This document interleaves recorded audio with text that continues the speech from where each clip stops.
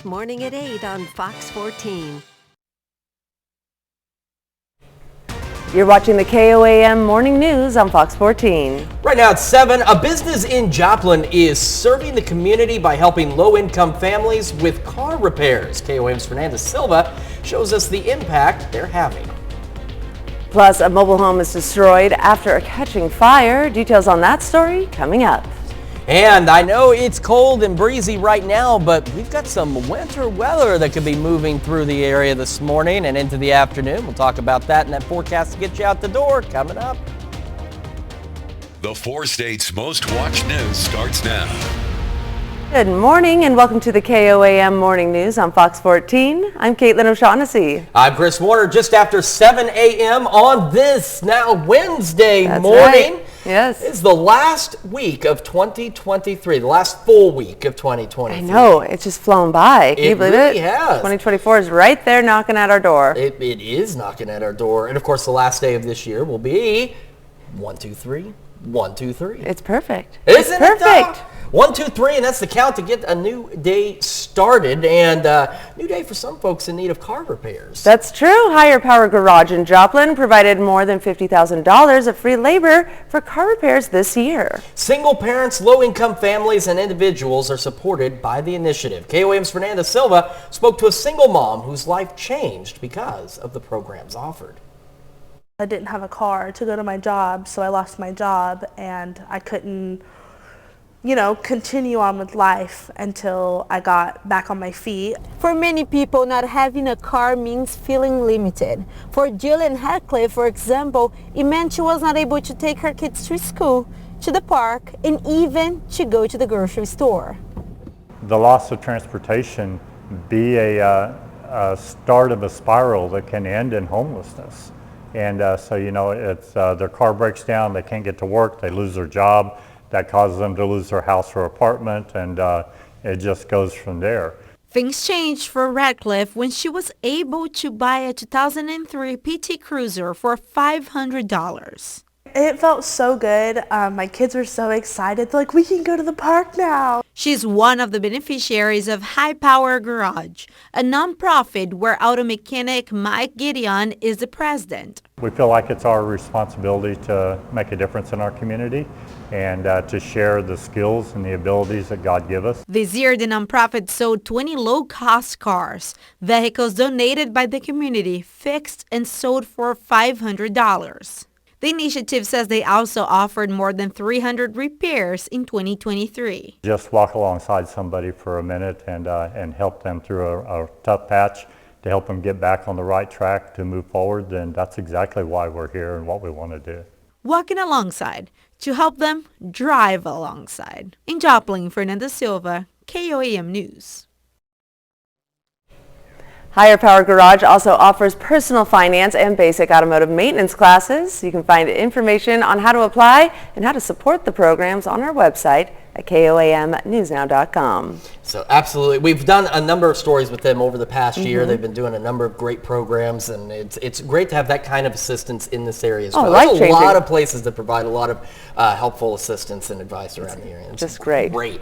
Unfortunately, my advice and information not so helpful, other than the fact I can tell you, watch out for slick spots as we go through the day, because wintry type weather is on the way again. Let's take a quick look outside. It's our camera on top of the Cornell Complex in downtown Joplin. We've got those cloudy skies out there. We'll see a few peaks of daylight here and there, but otherwise we're going to spend the day mostly cloudy. Now for the time being, roadways, as you can see, are clear out there. Same from the MoDOT camera, I-44 and Range Line. And this is what I'm talking about. See, we can see the sun rising back there, but look at that cloud shield that's up there as well. And that's how today is going to be. A few peaks of sun, but otherwise mostly cloudy skies. KDOT still reporting.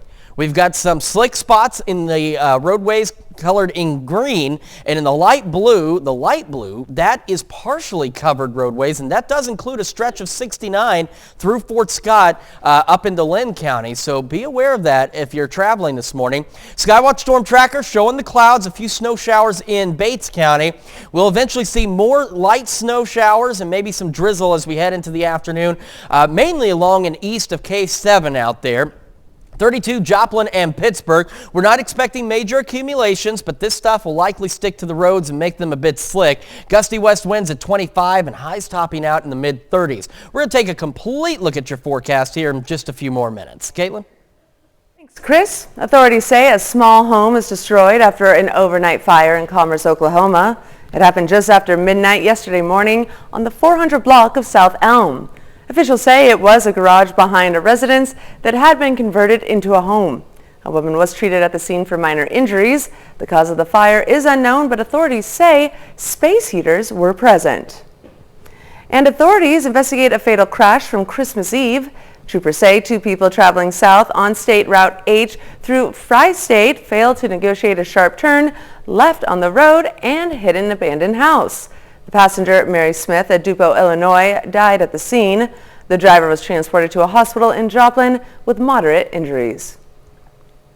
And the Missouri State Highway Patrol releases its annual post-Christmas traffic report. The MHP say 2 traffic fatalities occurred over the Christmas holiday weekend. The statewide numbers also showed a total of 124 traffic crashes, 71 traffic crash injuries, and 81 DWIs. These numbers show a significant decline from last year's 1,017 traffic crashes, 318 injuries, and 4 deaths. This year, there were no traffic fatalities on Christmas Day. Multiple first responders were called to a structure fire Tuesday evening. Just after 7 p.m., Reddings Mill Fire, Joplin Fire, Seneca Rural Fire, the NCAD, and Newton County deputies were called to Timberloss Mobile Home Park, located south of Joplin on Spurgeon Road. Upon arrival, a mobile home was fully engulfed in the flames. Deputies closed Spurgeon Road from Elm Drive to Foliage Road to allow fire equipment through. Reddings Mill Fire says that the 3 occupants of the home made it out safely. All units were dismissed shortly after 9 p.m. The cause of the fire is still unknown at this time. Up next, Chris Hicks will be with us to talk about some upcoming sessions with Morning with Mommy. You're watching the KOAM Morning News on Fox 14. 15 minutes from 7 to midnight, only at High Winds. Welcome back. Chris Hicks from Mornings with Mommies is with us to share about the program and some upcoming sessions that they have planned. Welcome, Chris. Thank you. Happy New Year. Happy New Year. And so what do you guys have going on in 2024? So what we have, Mornings with Mommies is an educational play date. We are geared anywhere from newborn through preschool. Each session has a different theme. Coming up next week, we have Color and Shapes. Then we have Winter Days.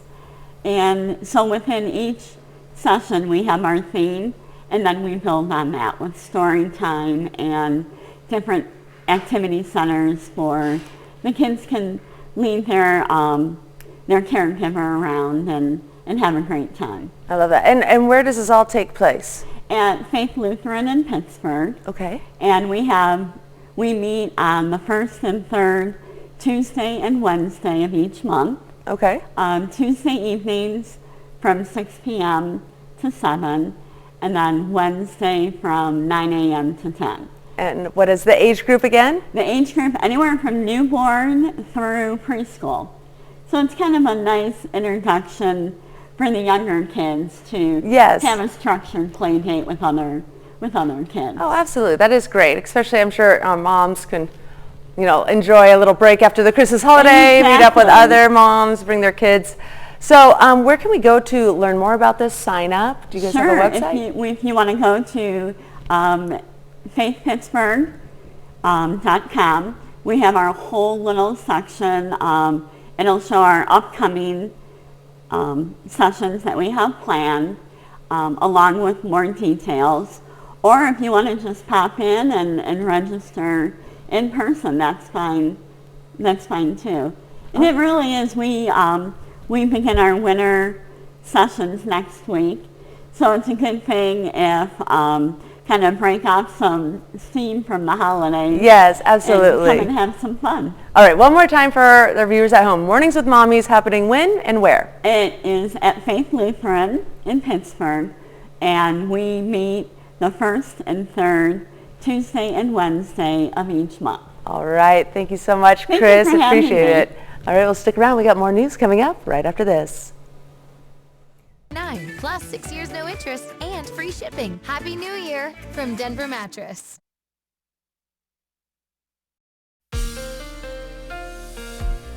Welcome back to the KOAM Morning News. It is now 7:14 on this Wednesday morning. It says Wednesday right there, and I already forgot what day it is.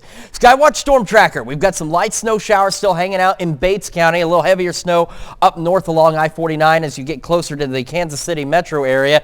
We zoom out. There's that low pressure system still swirling up there, bringing in plenty of clouds with it. And eventually, as you can see on the wraparound side, we're going to see additional snow shower chances as we head through today. Now, the better chances are going to be along and to the east of the K7 corridor. That's not to say you won't see some light snow or some flurries out west, but the better chances of anything that might stick to the roads is going to be along and east of the K7 corridor. Now, in terms of what's going to stick, it's not going to be a lot. We're looking at a dusting to maybe upwards of a ½ inch across the area, but because the roads are cold and because we're expecting this to be a relatively wet snow, it's going to stick to roadways pretty easily, and it's also, of course, going to stick to bridges, overpasses very easily out there. So slick spots are the primary concern with this wintry precipitation out there.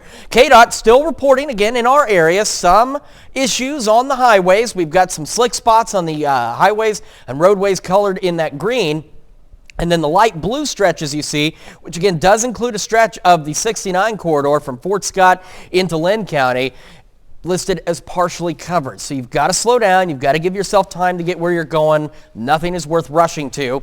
MoDOT still, though, reporting clear conditions on the Missouri side. I don't want anybody to think I'm just ignoring that particular map, but it's all clear at this point. 32 in Joplin feels like 24. West breeze at 10 with those mostly cloudy or just plain old cloudy skies out there. 32 Pittsburgh, Lamar, Carthage, and Parsons. 33 in Chanute and Yates Center. 31 Fort Scott, Iola, Nevada.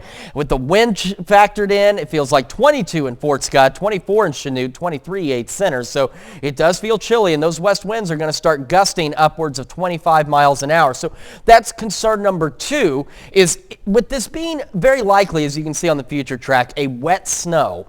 It could come down heavy at times, and with the winds gusting, it could lead to some reduced visibilities across the area. So again, the 69, I-49, I-44 corridors, you definitely want to take it easy. We'll have some flurries, light snow overnight, and a few more snow showers as we head towards sunrise on Thursday. And then through our Thursday, we are looking at flurries. So we're looking at mid-30s for highs today. Hence why we're thinking this is going to be more of a snow shower kind of event, less of a rain event. Upper 30s Thursday, a few more snow showers Friday morning going into the low 40s. Upper 40s Saturday looks great. New Year's Eve day, we've got that chance of a few isolated showers, mostly cloudy, mid-40s. Cold to kick off the new year, but will be sunny. We'll see some sunshine on the first day of 2024, but again, cold, upper 30s. We return to the low 40s by next Tuesday. That's a quick check of your forecast. We've got a lot more of the KOAM Morning News right after this. Months with no down payment. Shop the New Year's Bash this weekend only at Ashley.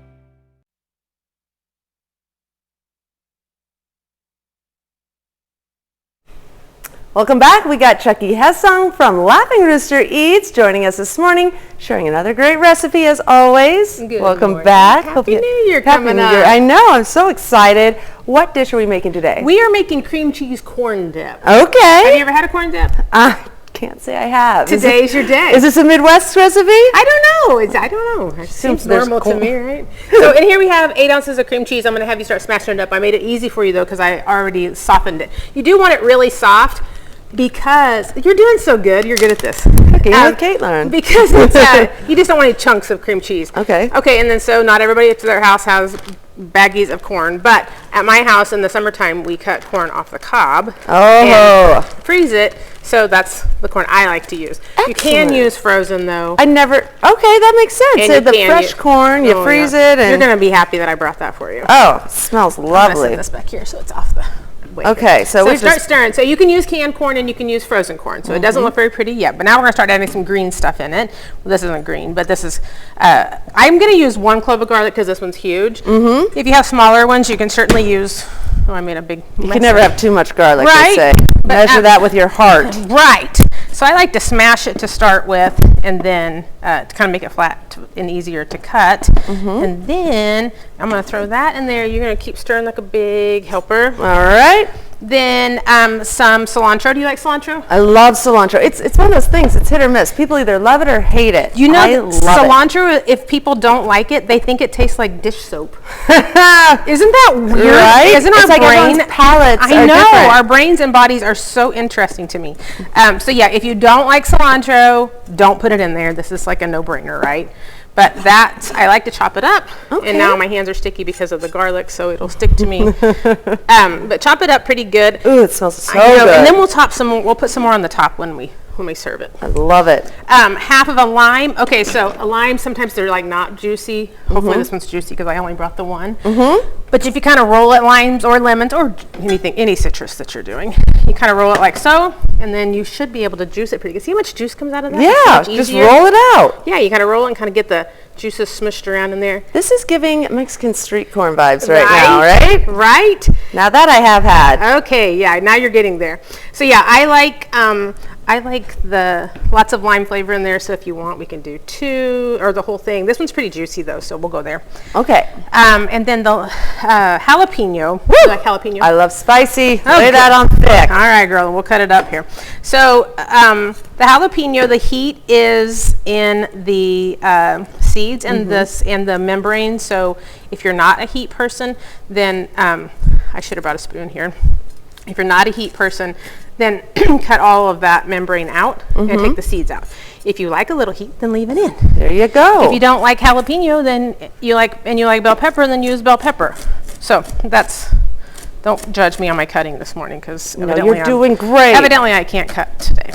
This is all ingredients I like, and it's perfect too because we got Super Bowl coming up. So yeah, that's why I brought it. I'm glad you brought that up. For football games or New Year's. If you're gonna have a New Year's party, you can bring this. And so this one is served. You bake it, which I have my baking sheet out here. Beautiful too. Look at the color. Yeah. So 2 more things, and then we can be happy here for Well, a we second. actually have another segment right after this, Yeah. so let's take a quick commercial break. Let's do. And we'll be right Finish it back. up. Sorry, I should have good time. Online at paintconnection.com/careers. Paint Connection is an equal opportunity employer. You're watching the 4 states' most watched news. Welcome back to the KOAM Morning News on Fox 14. The time now is 7:26 a.m. I'm Caitlin O'Shaughnessy. Well, some area hospital patients got an unwelcome holiday season surprise. Some of their personal information could be in the hands of a stranger. Integris Health Facility, which operates a hospital in Miami, Oklahoma, is alerting patients of a cyber attack. Someone has breached the organization's computer files, which include patients' names, addresses, dates of birth, social security numbers, and email addresses. The breach apparently occurred on November 28th. On Christmas Eve, many patients received an email listing the specifics of their personal information. The author asked for a $50 fee to not sell the data on the dark web. Law enforcement officials and Integris ask those who received one of those emails to not respond or click on any links. Instead, they recommend you freeze your accounts with Equifax, Experian, and TransUnion. They say that should prohibit someone from opening an account in your name. And though you may be enjoying those new Christmas gifts, the empty packages can send a signal that may open your house up to burglary. Empty boxes left out to be picked up by sanitation workers can give away items of value you may have received. The Cherokee County Sheriff's Department says this is an important time to remind residents about the dangers of potential theft. Anybody that's passing through a neighborhood this week and they see a pile of Amazon boxes or shipping boxes or even direct from the manufacturer sitting outside the curb, they're just displaying that they received a lot of something that's most likely inside that home. The sheriff recommends breaking down all boxes before disposal and taking photos of your belongings that will help police be able to identify them if they are stolen. Happy Snappy art and paint parties in Fort Scott did what they do best yesterday. They threw a party. The party place kicked off its annual winter art camp for a few of its closest young friends. Kids attending the camp will get a chance to create clay and sculpture art and learn techniques such as firing and glazing. One camp organizer says the event really brings out the joy of creativity. I really enjoy the kids and teaching, the art, and I enjoy seeing how happy they are when they're proud of what they have created. Story about them. Kids attending the camp will get to take home at least 4 different works of sculpture and clay art. And we are watching the potential for a rain-snow mix out there. Want to touch on road conditions again real quick. As you can see, we have some partially covered roadways out there across our northern counties in southeast Kansas. And again, that includes a stretch of 69 from about Fort Scott into Lynn County. And then in the light green, those are areas where there are slick spots, so you got to watch out. Now the blue down here, this darker blue, that is simply clear pavement, which is good news. But we're expecting to see that change later with some light snow showers as we head into the afternoon. Cloudy skies on the Skywatch Storm Tracker, some light snow showers in parts of Bates and now entering Vernon counties, and we'll see that pick up mainly along and east of the K7 corridor. Out west, you could still see some flurries, but the better chances for anything meaningful are to the to the east. 32, Joplin and Pittsburgh will have those light snow showers, maybe a dusting to a half-inch out there, but roadways and slick spots the main concern. Gusty west winds at about 25 miles an hour, highs only into the mid-30s, so wind chills in the 20s. We'll have another complete look at your forecast here in just a few more minutes. Caitlin? Thanks, Chris. Just a few miles northeast of Carthage and right off Route 66, you'll find a hidden gem called Red Oak 2. Some call it an art project, others consider it historical preservation. But for the 8 residents who currently live there, it's home. KOAM's Tanya Bach takes us there.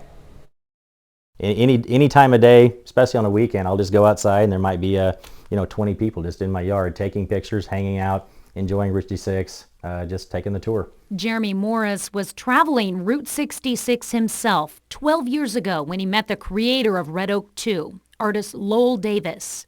And I talked to him on the porch, found out that people actually live here, which surprised me. And I thought if anything ever comes available, I may buy a house here. Today, Morris lives at Red Oak 2 in a late 19th century home originally built in Carthage. It's dubbed the Parsonage simply because it's next to Davis's working church, where there are music jams on Saturday nights and a service every Sunday. Red Oak 2 is actually a sequel community, about 20 minutes west of the original Red Oak. This cemetery, a church, and a few homes are all that really remains of Red Oak, Missouri, the childhood home of Lowell Davis. It used to be a thriving community along Route 66, but after World War II, its residents moved away, basically becoming a ghost town. A fate Mr. Davis was not willing to accept. So Lowell decided to, at some point, when he made money off his farm figurines, basically, let's start moving these buildings to my property. I have a whole cornfield that I don't use because I'm not a real farmer, and let's make a farm, let's make a town, and I'll recreate from memory what my town was like, but better. Memories like growing up in the back of his father's general store and attending school in a one-room schoolhouse and outhouses. Back here is one of our 12 outhouses.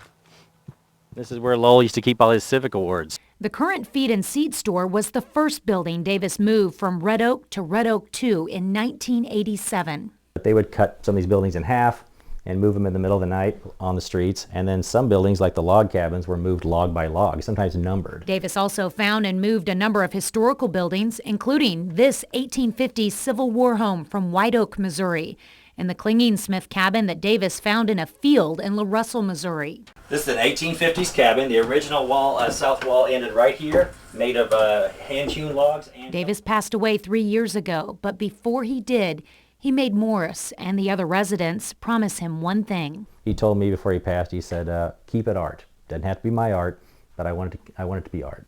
A request to take the baton and continue building Red Oak 2 in the spirit and legacy of Lowell Davis. Reporting along Route 66, Tanya Bach, KOAM News. The residents of Red Oak 2 are still adding to their community. Tomorrow on KOAM Morning News, learn how the newest arrival was once used to help create Jasper County. We'll also learn about Red Oak 2's outlaw connection.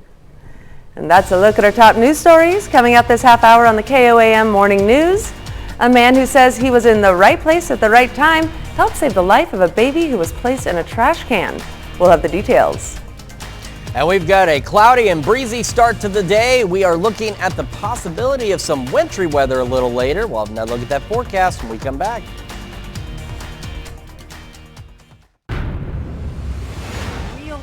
time, real lives. Is brought to you by Como Jewelers and Woody's Smokehouse. All right, we're back with Chucky, and we're going to finish off our cream cheese corn dip. So what are the next steps here? So you have your corn, cilantro, all the things in there. We're going to add a half a cup of sour cream, which I'm carefully measuring, as you can tell here. You're going to stir that in. I'm going to add about a cup of cheese. Again, we love cheese. It's cooking. It's not. This is not baking, so it's a little, it can be freedom here. So you stir it all up. Then you're going to put in a baking sheet or baking pan like this one. The 9x9 works nicely. If you have a circle, it works too. You can pour that in there. All right. And you're going to try to be really neat there, right? Absolutely. You want me to hold the bowl for you? Good. I got it. I know, it gets heavy. But yes, this looks great and it smells good. Yeah, so I made you one that's already finished that I baked up for you. Okay. That's good enough here. Look at that. Make it pretty. We'll throw it on top. We'll switch out. You take this one now. All right. Take the pretty one. So you do that. You put it in the oven. Bake it at 375 until it looks like this, which is about 25, 35 minutes. All right. And would you put another layer of cheese on top? I don't. Okay. You know what? So the label fell off, so sorry, apologize. I promise this isn't. I love hot sauce. This is nothing crazy. Oh, I know. But this is a crystal pepper sauce, so it's not so hot. It's like a jalapeno kind of hot, but it really brings a lot to the dish. So I do that kind of thing, cover the whole thing, then tear up a little cilantro on top, especially since you like it. Yes, and it's prettier beautiful. Chunks, pretty like that. And some green onions to bring some pretty to it. Love green onions too. Do you eat the greens only, or do you eat the white part too? I eat them both because the flavor, isn't it a little bit more potent towards the end? I like the bottom too, but some people think I'm crazy when I do that. So I brought you a little serving plate out here so you can try it. I love it with these like big scoopy chips. That's my way. It's the dip. Right, that's the way I like to eat it. So I will give you a little bit of that goodness. You can try it for me. This screams football to me. Right? Like this is just perfect winter football viewing fun. Oh, New Year's fun, whatever you're into. It's good. It's good. She's done it again. Yeah, my middle son says that he'd like to have this on tap so that it gets a constant supply at the house. It's good. He really likes it. It's perfect. It'd be also good, not just for winter, but it has like a summer kind of vibe to it too. Especially if you can get the fresh corn on the cob. That's the time certainly to make it. I love that. But it's easily made with the frozen corn as well. Okay, and so where can people go to learn this awesome recipe? Go to laughingroostereats.com. There's on my webpage. There's also lots of cheese balls and all the things for your upcoming fan kind of things for the Super Bowl, the parties, all the things. Or for New Year's, there's lots of things that, a lot of us want to take appetizers, and there's a lot of great ones on there. Well, it's fabulous, and Chucky's always, you knocked it out of the park. Thank you, ma'am. Thank you so much, and stick around because we got more news coming up right after this. Happy Honda Days is the most wonderful time to drive at Roper Honda. Get every vehicle. Your warranty lasts forever at Roper Honda. Welcome back to the KOAM Morning News, 7:41 on this Wednesday morning. We're looking at the Skywatch Storm Tracker. Got some snow showers in parts of Bates and Vernon counties out there, so nothing too terribly heavy yet. That will start to change. And the good news is, despite the times that we could see some heavier snowfall, we're not anticipating major accumulations, but it's expected to be somewhat of a wet snow, so it's going to stick to the pavement pretty easily out there, and it has already been doing so in parts of southeast Kansas. We're going to see the snow start to pick up again. Snow showers and maybe some light rain mixed in.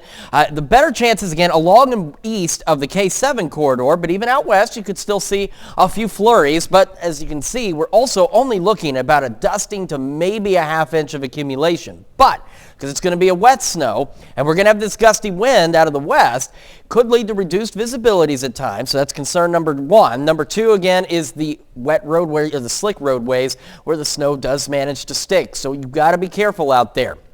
KDOT still reporting, again, some travel difficulties in parts of southeast Kansas, some slick spots on the highways highlighted in green. We've got partially covered roadways, the light blue colors you see here, and again, that does include a stretch of the 69 corridor from about Fort Scott north into Lynn County, so you do need to be cautious out there. MoDOT's still showing all clear on the Missouri side at this time. Just really socked in with clouds out there in Joplin and really across the area. 32, feels like 24 in Joplin. West breeze at 10. Winds will start gusting out of the west upwards of 25 miles an hour. So our wind chills are going to remain in the 20s really through most of the day. Majority of us, as you can see, all just kind of hovering out there into the low 30s, a lot of 32s, and those wind chills again right around the low to mid 20s out there, and they're going to stay that way because the winds will pick up later. So even though the temperatures will rise a bit, with the winds rising as well, the wind speeds increasing, wind chills will stay about the same. We go into the future later this morning and into the afternoon. You can see where we'll get that rain-snow mix, but as you can see, it's predominantly snow. It's going to be a wet snow because the temperatures are going to be above freezing, but we're looking at predominantly a snow event out there. And this will continue through the evening hours. It'll start to turn into a few more flurries as we go overnight, and then toward early tomorrow morning, we'll see additional snow showers out there across the area. So again, those slick spots are the main concern for us as we head into our Thursday. And on our Thursday, we're going to spend the day mostly cloudy, and we're looking at the opportunity of just having some stray flurries throughout the day on our Thursday as well. But temperatures upper 30s out there. So again, mid-30s today for our highs with that rain-snow mix. Again, mainly a wet snow out there.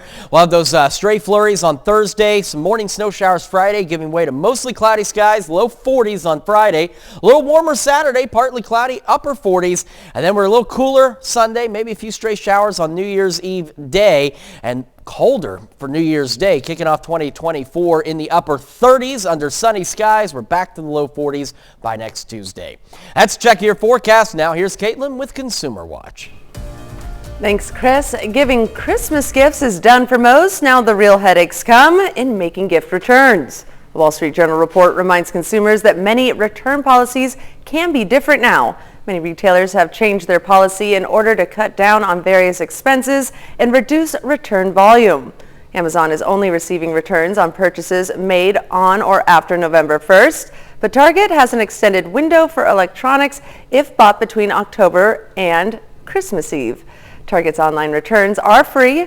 Walmart's online returns are also free, but with a January 31st deadline for items bought in October through December 31st. And your Christmas retailers are saying no to free gift returns in large numbers this year, and it's for the bottom lines. Logistics firm Happy Returns says about 81% of merchants will charge you a fee this year to ship back or return items. Many of the fees are under $10. Some retailers charging fees to return items mailed may include Abercrombie, Dillard's, and H&M. Retailers are no longer willing to absorb return expenses because of initial sales costs of the item and growing company costs to process the returns. The National Retail Federation says 17% of items purchased last year were returned, and that totaled about $816 billion. Since early December, the Arizona and Mexico border crossing has been closed to thousands of migrants that enter the U.S. illegally every day. Now some business owners in a small Arizona town are starting to feel the impact of those closures. Holly Buck spoke to some of them. My wife and I also own a small rental company, and we had 90% of our holiday rentals cancel on us. My massage business has had a total of 67 massages canceled. Well, I have a total of 16 condos. They're usually full, and I have about 20 homes that I administrate for people, and they're all empty. Business owners in Rocky Point feeling direct impacts as we go into the fourth week of the Lukeville shutdown, as customs officers focus on processing migrants in other areas along the border. In Arizona, both Tucson and Yuma sectors combined saw 46% increase in crossings this November from last November, the highest numbers since March of 2004. Senior U.S. officials are expected to meet with Mexico's president in Mexico City tomorrow to discuss possible solutions. Last week, Governor Katie Hobbs deployed the National Guard to Arizona border communities to help local law enforcement and DPS. Her office says they'll be there as long as it's necessary. But if it continues at this rate, it'll be significant impact to this town. Resorts empty, streets empty. In the meantime, business owners in Rocky Point say they're trying to hang on. Restaurants, bars, tourist boats, and many of them have either skinnied their hours down or closed completely, and many have had to lay off employees already. Hoping the border reopens soon. I look out my window right now, and on the beach you'll usually see 20 to 50 people walking, enjoying a beautiful sunny day like today. Zero. There's not been a single person past my house this morning. Later today, Mexico's president will meet with U.S. Secretary of State Anthony Blinken, along with the U.S. Secretary of Homeland Security and President Biden's Homeland Security advisor. And those are our top stories in Consumer Watch. Before we head to break, let's take a look at the market prices before the opening bell. I'm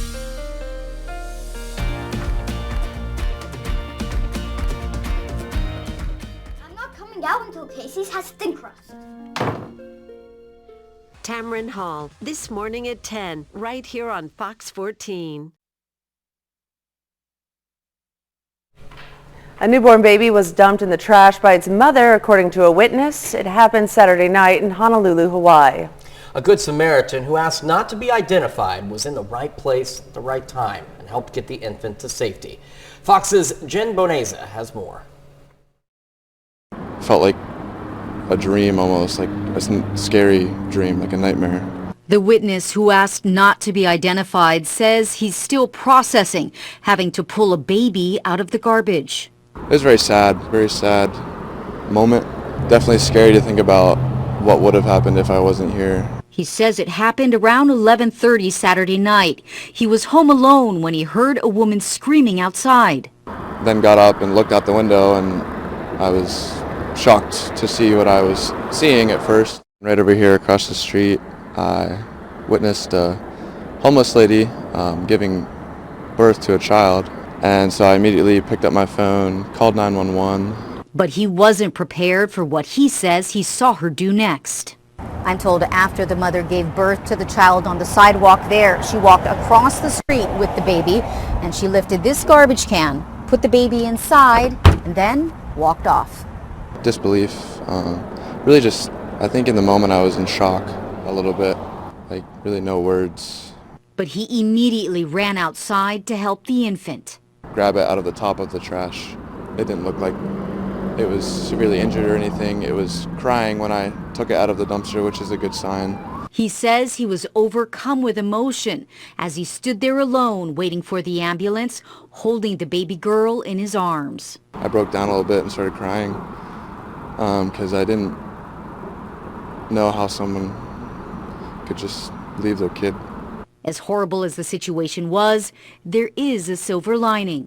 The last thing I heard, the baby was in stable condition, and grateful to God that I was here home when this all happened so that I was able to get the kid in time to save its life, because it could have turned out completely different if I didn't hear the screams and I wasn't home.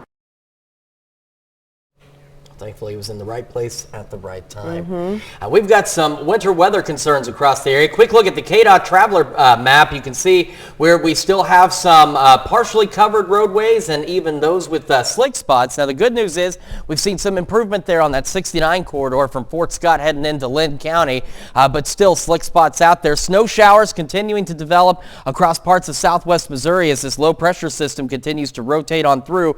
And really from K7 east, that's going to be our better opportunity for some additional light snow out there. We'll talk more about that and the news you need to know right after this. New Year's Eve. Vehicle Division. We are proud to salute Eric Keller, a four-state hero.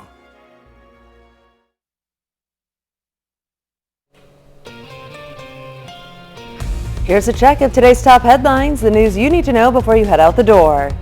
Multiple first responders were called to a structure fire yesterday evening. Just after 7 p.m., Reddings Mill Fire, Joplin Fire, Seneca Rural Fire, the NCAD, and Newton County deputies were called to Timberlost Mobile Home Park located south of Joplin on Spurgeon Road.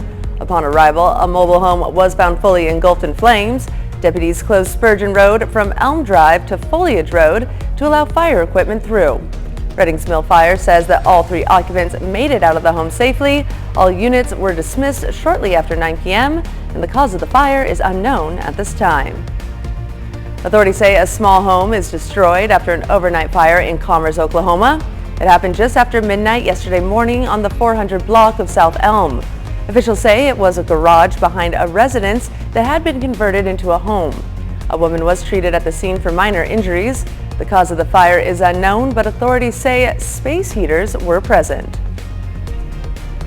And we're looking at, again, just a dusting to maybe a ½ inch of snow accumulation, but it's going to be a wet snow, so slick spots on area roadways are the primary concerns. And with our winds today, if that snow comes down a little heavier at times, reduced visibilities also could be an issue, so do be cautious out there today.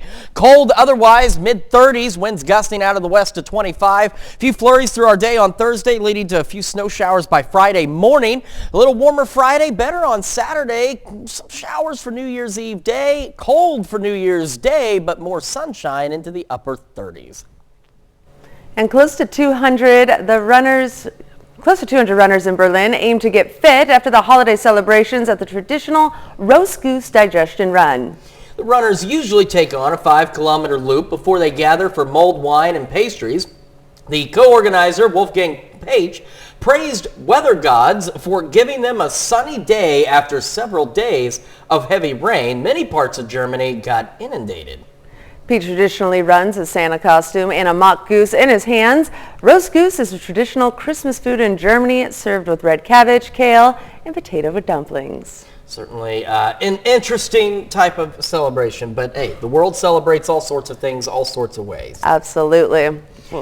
Well, we're going to continue to keep an eye on the weather for you all out there. And, of course, we'll keep an eye on some of those snow showers. Make sure you do as well. And thank you so much for letting us put the good in your morning. We'll be right back here with more news and weather today at noon.